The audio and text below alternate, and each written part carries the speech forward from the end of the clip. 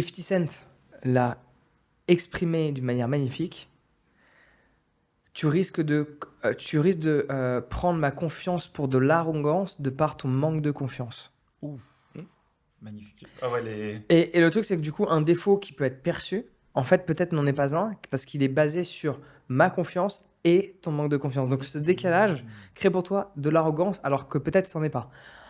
Au-delà de cet aspect-là, parfois, ça peut être de l'arrogance, pure et dure. Sauf que la question à se poser, c'est dans certains cas de figure, quelqu'un d'arrogant aura plus de chances de réussir des choses qu'il entreprend. Après, sur un aspect relationnel, ça peut avoir plus de clash, évidemment, en fonction de ses amis, etc. Mais à nouveau, donc un même défaut, sans parler d'une perception, le défaut de l'arrogance peut créer des opportunités et enfermer. Et en fonction de toi où tu es dans ta vie, si tu cherches plus à développer un aspect relationnel, l'arrogance ne devrait pas être ton ami. Mais si tu cherches plus à accomplir des projets, croire que tu es le meilleur, a plus de chances que ça fonctionne. Parce que être ultra humble et te dire c'est pas moi le meilleur, c'est pas moi le meilleur, à nouveau, phrase, ça dépend des secteurs d'activité, de ce que tu veux faire, mais Floyd Mayweather, qui est le meilleur boxeur qui a existé, si tu regardes les chiffres, 50 victoires, 0 défaite, c'est vrai. multiples combats, il y a des gens qui l'aiment pas parce qu'il est considéré comme arrogant, mais en même temps, quand tu as fait que gagner, sa seule défaite, c'est qu'on était amateur. Il en a pleuré. D'ailleurs, un extrait qui est magnifique, tu le vois chialer comme pas possible, et tu sens que ça va tellement traumatique qu'il s'est dit plus jamais je perds. Waouh. Et c'est ce qui s'est passé. Tous ces combats en professionnel, et les gens sont tellement. On arrive à un style de jalousie parce que le mec, il joue de cette arrogance. Bah oui, ça joue. Il a une marque qui s'appelle TBE, The Best Ever. Donc, tu vois, c'est un niveau. Et en même temps, est-ce de l'arrogance quand t'es le meilleur? C'est ça, tu C'est une vois. question à se poser. C'est un peu comme Conor McGregor dans sa démarche, comment est-ce qu'il est, Voilà. tu le vois, tu sais, tu Voilà. dis, ce mec-là, Surtout attends. que là, c'est quantifiable. C'est Le mec, il quantifiable. gagne. Donc, Il y a la preuve aussi, voilà, tu vois. il y a la donc, preuve. tu peux Quand, pas... quand c'est basé sur rien, on sait pas trop. C'est ça. Voilà. Et donc, il y a une phrase qu'il a dit. Il a dit si tu ne penses pas être le meilleur, ne monte pas sur un ring. Et dans ce cas de figure qui est un combat entre deux individus, avec des règles, pour prendre l'exemple de la boxe, si tu ne penses pas être le meilleur et que tu vas te prendre des tartes dans la figure, vaut mieux pas que tu montes sur le ring. Parce que le résultat risque pas d'être le meilleur. Et il a raison. Et c'est le même cas dans d'autres facteurs de la vie. Évidemment, parfois, tu n'es pas le meilleur.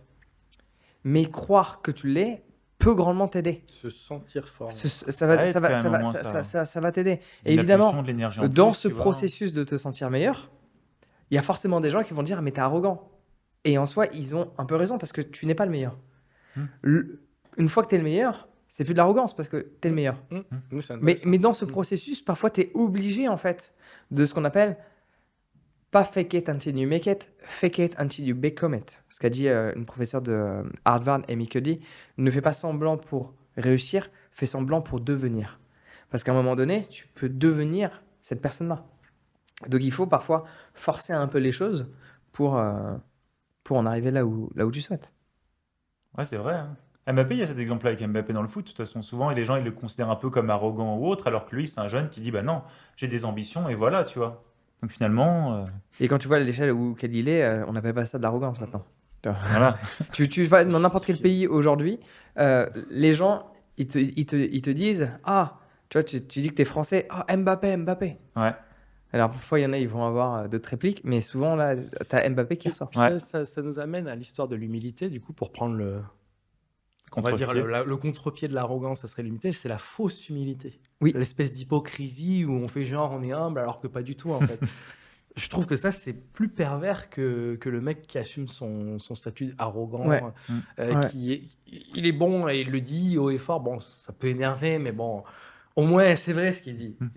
Alors que celui qui fait semblant d'être humble, alors le sportif de haut niveau fait ouais mais non, c'est le travail de toute une équipe avant tout.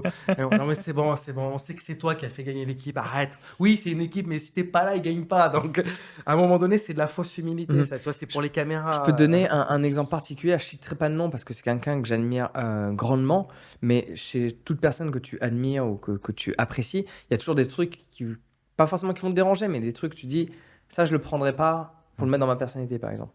Donc il y a un conférencier, doctorant, comment tu peux le définir, quelqu'un qui est plein de connaissances et que je respecte énormément.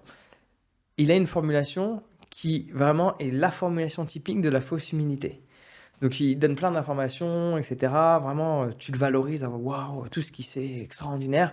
Là, il dit ah oui, alors comment je sais ça? Parce que j'ai une vie de merde, en fait. Non, mais ne dis pas le nom, parce que j'ai pas envie de critiquer quelqu'un, en fait, que Non, on va en soi, pas. je respecte plus que Ouais. ce que je méprise. Quelqu'un que je méprise, je peux le dire, hein, ça me dérange Ouais. pas.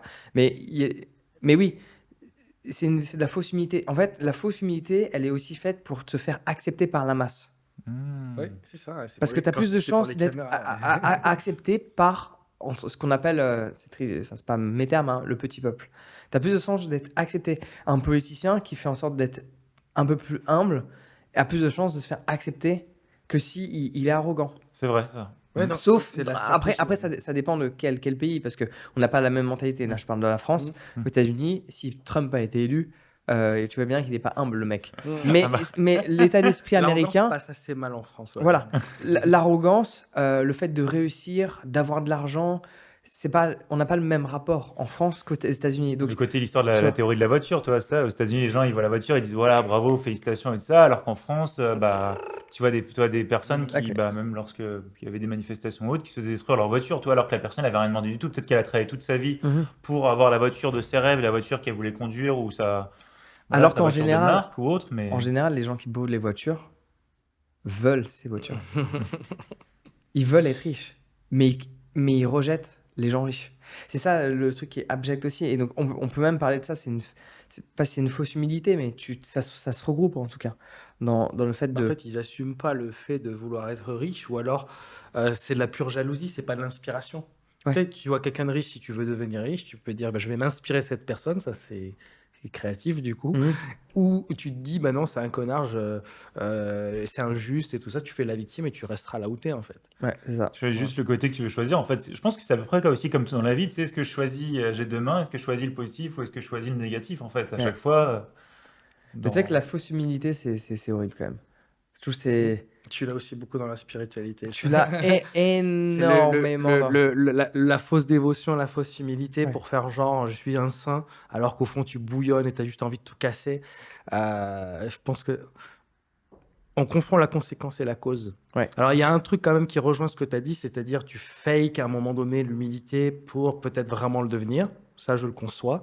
Mais des fois, c'est tellement forcé Mhm. que tu te mens à toi-même et du coup, bah, tu vas à l'encontre même de ton idéologie qui est d'être pur. Mhm. Pur avec des guillemets, hein. C'est-à-dire tu mens jamais, tu es toujours authentique, tu es toujours humble. Mais alors avoir une authenticité, une humilité authentique, ça veut dire que vraiment, tu n'as rien à feindre en fait. Tu es vraiment comme ça.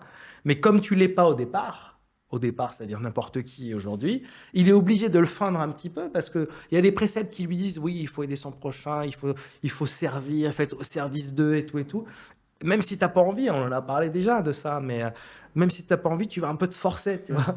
Mais jusqu'à un certain point où tu t'es tellement menti, tu n'es toujours pas devenu humble, mais tu fais toujours semblant. Et là, ça peut devenir un problème.